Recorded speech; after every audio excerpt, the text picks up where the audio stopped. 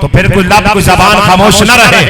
जब हमारा नबी लफ्ज़ आए तो सबने बोलना है आला हज़रत मुजद्दिद दीन मिल्लत।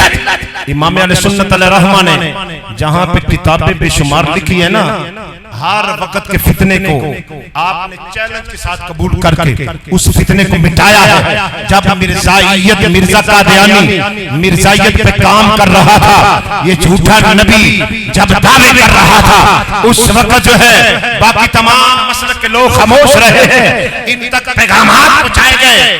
देवबंदियों लिखो किताब, इस मिर्जे कादियानी के खिलाफ किसी ने नहीं लिखा। वहाबियों लिखो किताब, इन्होंने उसके साथ रिश्तेदारियां निभाई है। ये अंग्रेज के अजैब जो है, अंग्रेज की ताबेदारी करते रहे हैं, मिर्जा कादियानी को मजबूत करते रहे हैं। उस वक्त जिसने 5 किताबें लिखकर कादियानियत का रद्द किया है, उसका नाम इमाम अहमद रज़ा है।